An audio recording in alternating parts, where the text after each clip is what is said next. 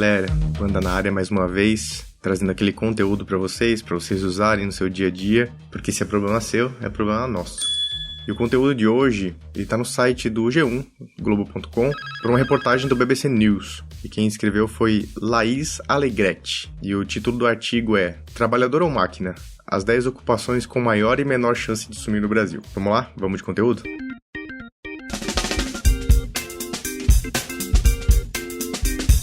Então, gente, eu gosto dessas listas, quando começam essas coisas, 10 coisas, 5 coisas, porque eu acho que elas são bem questionáveis e dão um belo papo pra gente, né? Mas pra mim aqui, o grande coração desse tema é uma relação que a gente fala bastante aqui no Love the Problem sobre o trabalho do futuro, né? A gente vive as organizações nesse momento presente, sabendo que a gente agora tá no movimento do século XXI, do trabalho do conhecimento e tudo mais, e que esse trabalho ainda tende a mudar cada vez mais, né? No futuro. E essas listas sempre surgem, então eu resolvi pegar uma dessas aqui pra gente discutir um pouquinho.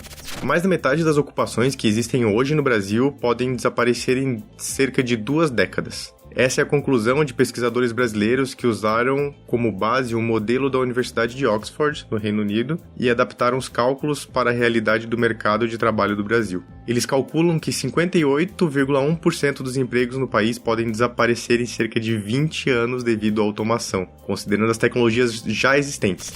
É muita coisa, gente. É tipo 60% dos empregos podem ter potencial de serem automatizados com as tecnologias que já existem, sem considerar o que está por vir de tecnologias novas ainda, né? O estudo avança em relação a outros levantamentos ao incluir os postos de trabalho informal, além daqueles com carteira assinada, que é uma grande realidade do Brasil, né? Então, muito bom que esse estudo tende a ser mais contextualizado do que estudos mais genéricos. O estudo concluiu que trabalhadores do setor informal têm maior chance de ver seus empregos serem substituídos por máquinas do que aqueles com carteira assinada. Interessante. Vamos ver se eles trazem algum detalhe sobre isso, mas é interessante esse ponto. A pedido da BBC News Brasil, os pesquisadores vinculados à consultoria eDados e ao ISE Business School levantaram as 10 ocupações com maiores chances de serem substituídas por máquinas, além das 10 que estão menos ameaçadas pelos avanços tecnológicos. Veja as listas, no caso aqui, ouça as listas, e em seguida entenda o que essas ocupações têm em comum e como a previsão para o mercado brasileiro se compara com resultados em outros países.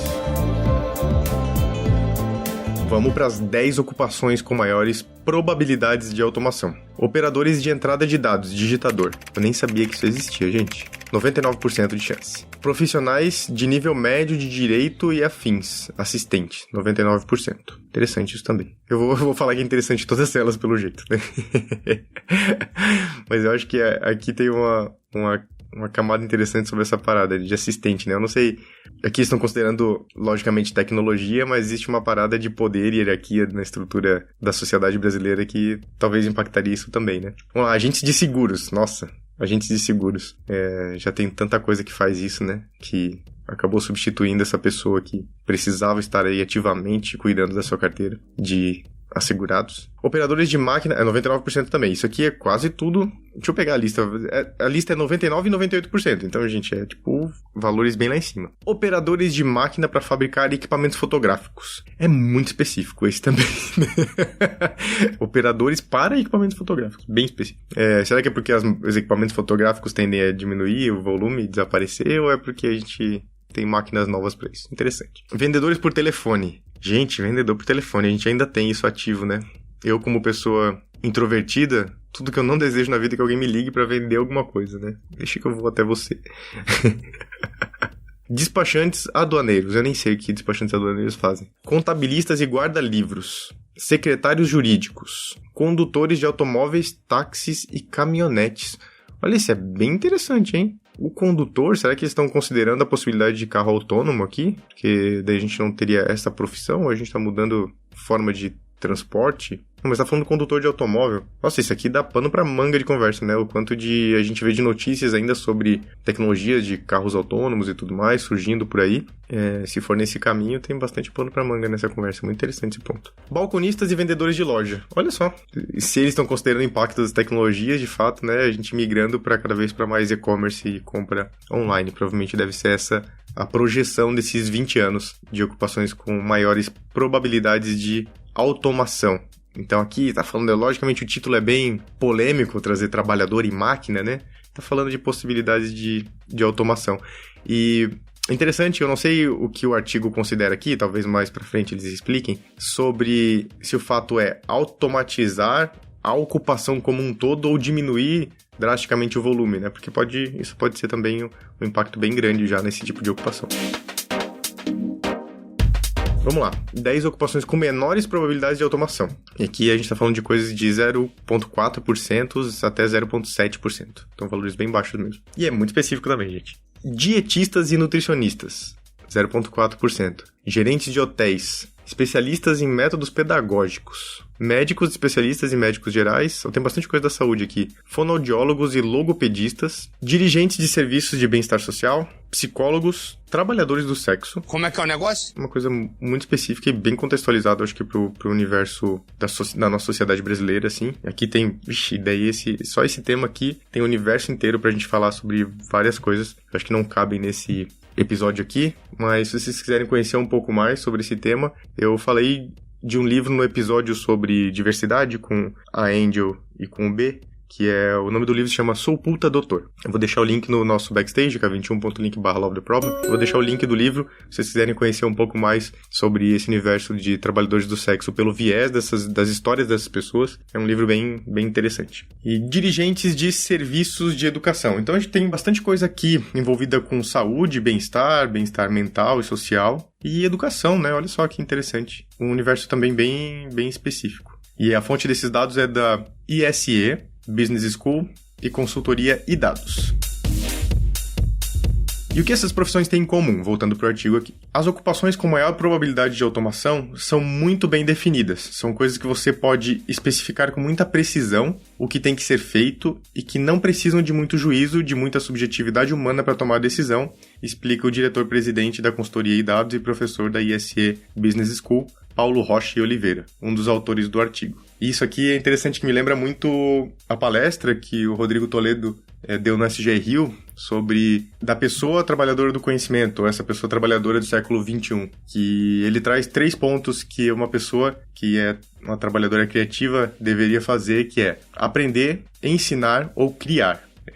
Logicamente a palestra do Toledo é muito mais complexa, traz muita coisa, mas ele fala basicamente que se você não está fazendo uma dessas 3 coisas, tem alguma coisa de errado no seu trabalho do conhecimento. Então eu acho que converge bastante com esse pedacinho do artigo aqui, que fala que são coisas muito específicas, bem definidas e que não precisam que você provavelmente aprenda, ensine e nem crie nada. Por outro lado, as profissões com menor chance de substituição são aquelas com muita interação e muita subjetividade humana, que envolvem saber lidar com pessoas e resolver situações onde as emoções são muito predominantes. Resume Rocha e Oliveira. O economista Bruno Ottoni, pesquisador do iDados e do IBRE-FGV, e um dos autores do artigo, acrescenta que além das habilidades socioemocionais, outros 2 fatores-chave ajudam a entender se um trabalho está mais ou menos suscetível. Um trabalho com grande exigência de criatividade e originalidade está mais protegido, assim como ocupações que exigem habilidades motoras finas ou são realizadas em ambientes pouco estruturados. Aqui eu acho interessante a gente falar sobre esse pedaço da exigência da criatividade, ou desse olhar socioemocional também,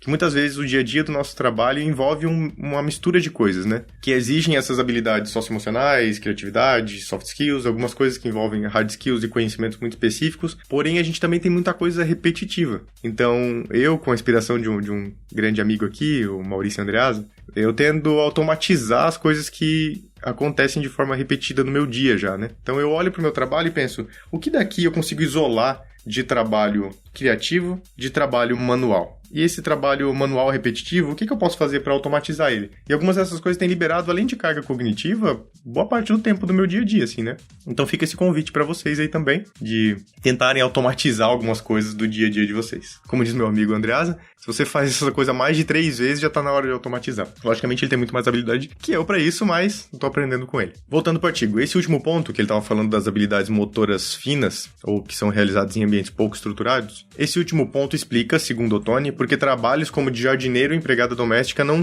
estão muito ameaçados pela tecnologia no curto prazo. Esses são trabalhos que, apesar de serem, em geral, executados por pessoas com menor grau de qualificação, exigem habilidade motora fina e exigem que o trabalhador saiba navegar num ambiente de trabalho muito pouco estruturado. Por isso também estão protegidos, porque a máquina não consegue substituir. Ainda não tem aquela coisa do humanoide ou robô com perna e braço que vai realmente operar como um ser humano. No máximo tem aquele robozinho aspirador, né? Além além de tudo, a gente tem uma questão bem estrutural da nossa sociedade aqui, baseada na relação de poder que existe sobre alguns desses trabalhos, né? Então, bem comum. Não é só uma questão de grau de qualificação, existe uma grande questão sobre recorte socioeconômico, de raça, de gênero, então é um pouquinho além da automação também, né? Os critérios usados por eles estão baseados nas probabilidades de automação calculadas pelos pesquisadores. Eu sempre escolho artigo que tem nome difícil, né? Eu não sei se é uma sina para mim aqui no Problema Nosso. Calculados pelos pesquisadores Carl Benedict Frey e Michael Osborne, da Universidade de Oxford, os quais Rocha e Oliveira se referem como as maiores autoridades mundiais sobre o assunto. O trabalho deles foi focado no mercado de trabalho dos Estados Unidos, conforme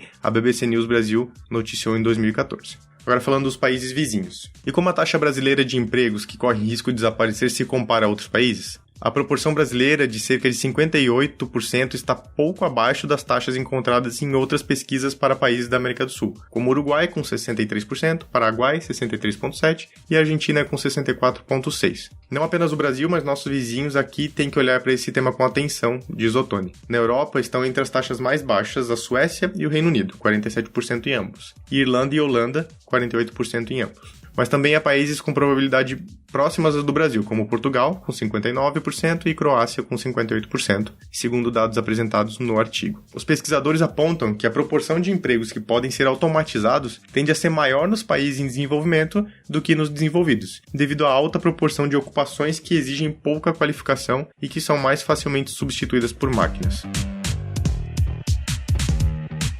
Trabalho informal versus formal. No Brasil, até 62% dos empregos informais do país podem desaparecer nas próximas 2 décadas, por causa da automação, enquanto a probabilidade é de 55% para os empregos formais, segundo os pesquisadores. E quem são as pessoas que costumam ocupar os cargos sob maior risco de automação? Em geral, estamos falando de pessoas com menos escolaridade, e geralmente, o menor grau de escolaridade está relacionado também com algumas populações mais vulneráveis. O negro, em vez do branco, as pessoas de regiões mais pobres do Brasil, Nordeste, Norte, diz Ottoni. Rocha e Oliveira defende que, mais do que pensar em profissões que vão sumir como um todo, é necessário focar em quais atividades feitas por esses profissionais podem ser feitas por máquinas. Ele diz que é a natureza do trabalho que vai mudar, ao exigir que humanos se concentrem em tarefas que os computadores não podem fazer, como já vem ocorrendo. Isso já é um papo da galera do Lean há bastante tempo, né? Quando a galera falava de autonomação. Eu lembro que é muito sobre essa separação do trabalho humano e do trabalho da máquina, né? Deixa a máquina fazer o trabalho dela e deixa o humano usar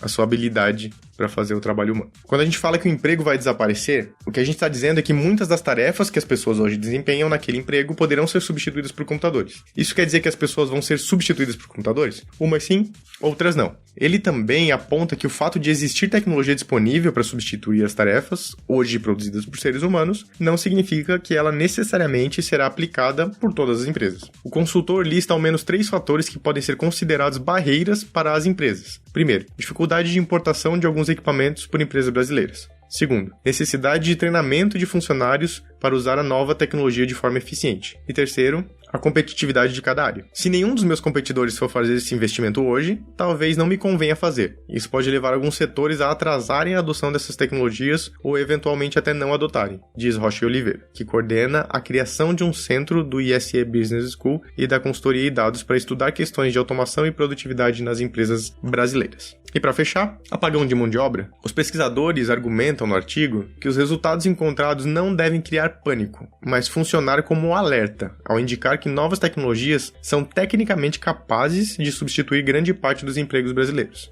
Apontam que é por meio das políticas efetivas que o Brasil pode aliviar ou até mesmo evitar a perda maciça de empregos devido à automação nas próximas décadas. Ottoni diz que a sociedade como um todo deve se preparar para lidar com esse cenário, e cita governos, empresas, terceiro setor, academia e o próprio trabalhador. Para todos os agentes que eu mencionei, a gente não vai ter como escapar de políticas de retreinamento de mão de obra. Especialista em mercado de trabalho, ele diz que novas tecnologias levarão ao mesmo tempo a uma destruição de empregos, mas também a criação de novas vagas. O problema, diz o economista, é que haverá um descasamento entre esses tipos de vagas. Se não houver profissionais retreinados, diz ele, podemos ter um cenário em que haverá muita vaga de emprego aberta, mas sem ser preenchida, ao mesmo tempo que haverá muitos desempregos sem conseguir recolocação. Para fechar com uma frase do Ottoni aqui, as próprias empresas, se não se preocuparem em treinar, serão as mais afetadas pelo que a gente pode chamar de apagão de mão de obra.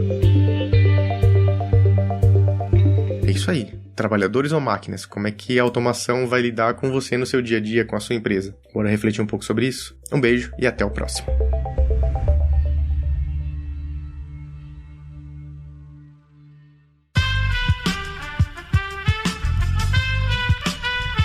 Esse podcast foi editado por Aerolitos Edição Inteligente.